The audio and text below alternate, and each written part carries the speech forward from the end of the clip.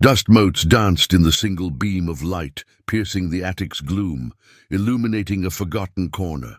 It was there, tucked away beneath a pile of old holiday decorations, that he found it, a small wooden box, its surface worn smooth with age, and its brass latch firmly locked.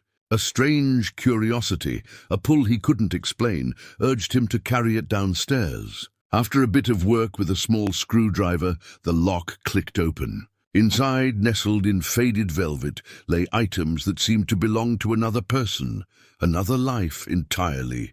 A worn leather passport with a name he didn't recognize, but a face that was unmistakably his wife's, years younger. A small, heavy coin engraved with a symbol he'd never seen before, and a folded, yellowed newspaper clipping detailing a political scandal in a country they had never visited. None of it made sense. These weren't mementos from the woman he had married, the woman who taught second grade and loved to garden. His hands trembled slightly as he picked up a small black and white photograph. It showed his wife, radiant and young, standing beside a man with a severe expression and cold, watchful eyes. They weren't smiling. Instead, they looked like soldiers on a battlefield, a silent understanding passing between them. He had never seen this man before.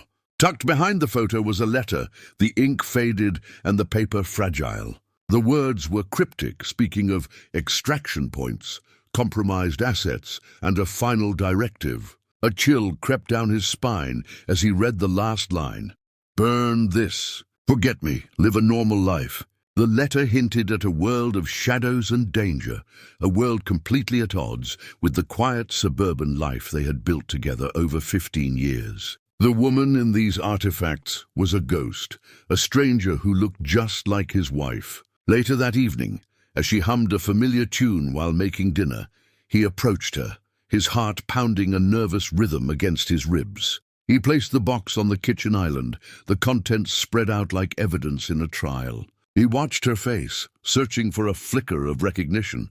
At first, she simply looked confused, a small frown creasing her brow. But as her eyes landed on the passport, then the photograph of the mysterious man, her entire demeanor shifted. The warmth in her eyes vanished, replaced by a deep-seated fear he had never seen before. Her cheerful hum died in her throat, and her hand, holding a wooden spoon, began to shake. A profound sadness settled over her features, like a mask dropping to reveal a hidden sorrow.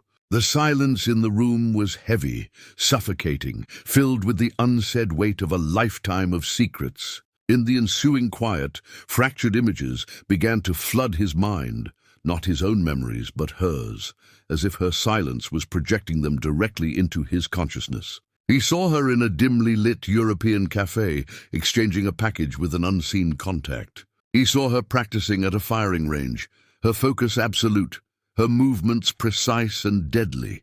He saw her in a tense standoff on a rain-slicked cobblestone street, the man from the photograph by her side, their backs against a wall as shadows closed in. He saw her making a split-second decision, a choice between duty and a life she desperately wanted. These flashes were vivid and violent, a stark contrast to the gentle woman who read bedtime stories to their children. He was witnessing the life she had been ordered to forget, the secret war she had fought and survived before she ever met him. The spell broke, and he was back in their brightly lit kitchen. He looked at his wife, at the woman he thought he knew better than anyone else in the world.